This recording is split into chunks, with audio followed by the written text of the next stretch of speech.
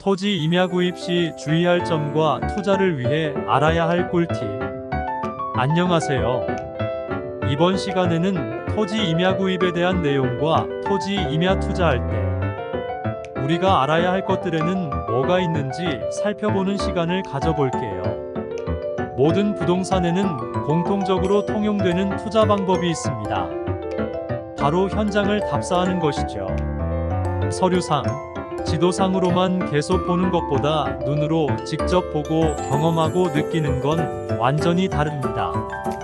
특히 오늘 알아보는 임야사는 부동산 중에서도 까다롭다고 소문난 부동산으로 한 번으로는 안 되고 반드시 2번, 3번 아니 10번이라도 갈 정도로 여러 번 현장 답사를 하시는 게 좋습니다. 현장을 답사할 때 체크할 것들. 그냥 여러 번 가서 보고만 와서는 안 됩니다. 현장을 답사할 때는 임야도와 토지 이용 계획 확인원을 손에 들고 현장을 가야 해요. 이 두 서류가 없이 가는 건 밥을 먹을 때 손으로 먹는 거랑 같습니다. 땅은 그냥 평지이지요. 하지만 사는 경사가 있습니다. 평평한 곳이 없어요. 그래서 경사도를 체크해야 하는데 눈으로만 확인하시지는 말고 측량 전문가와 함께 가서 측량을 하는 게 바람직합니다. 뭘 이렇게 유난스럽게 하냐고요? 아니에요. 선택이 아니라 필수 절차입니다.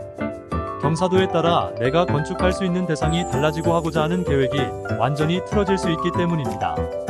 만약 경사도가 맞지 않고 저촉돼서 허가를 받지 못한다면 모든 계획은 물거품이 될 테니까요. 실제로 이런 일이 현장에서 많이 발생합니다. 그냥 대수롭지 않게 여겼다가 큰 코 다친 사람들이 많답니다. 일단 여러분이 임야를 구입할 때는 준보전임지여야 합니다. 보전임지란 공익임지로서 함부로 개발을 할 수 없도록 보호되는 임지입니다. 즉 보전임지로 된 땅을 물려받거나 어떠한 경로로 소유하게 되었다면 개발 자체를 할 수 없는 물건인 겁니다.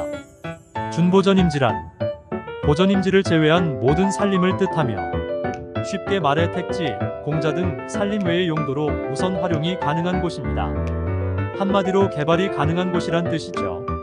그래서 산지관리법상 준보전임지가 활용도면에서 많다고 볼 수 있습니다. 또한 산지 전용이 제한된 지역이면 안 됩니다.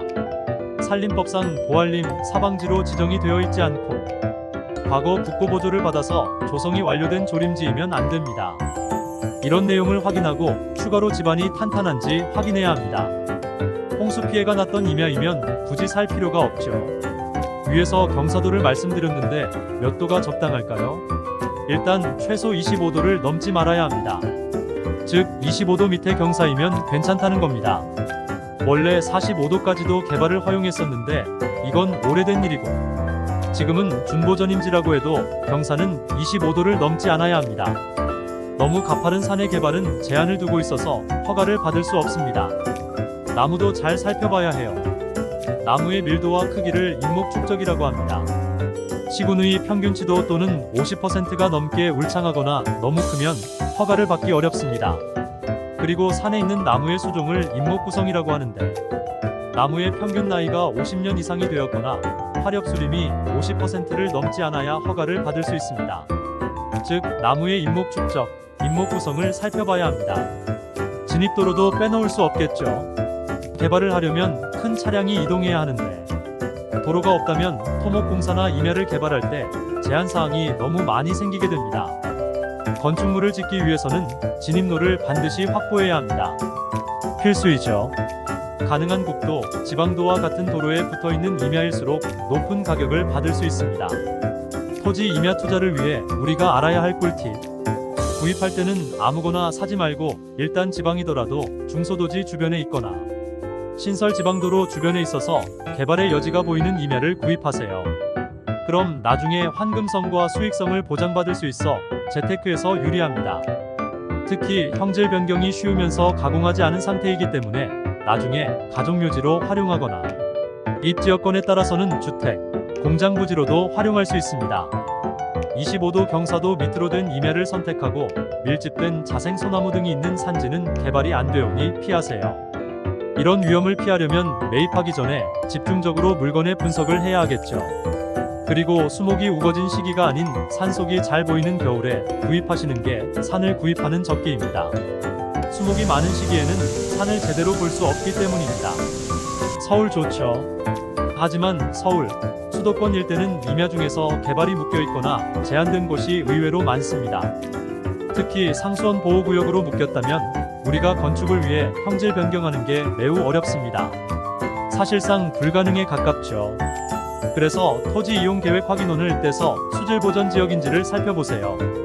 그리고 지목을 봤을 때 임야라고 등록되어 있어도 사실상 종중의 소유로 되어 있는 경우도 종종 있으니 내가 보고 있는 임야의 소유권자를 정확하게 확인을 해야 합니다.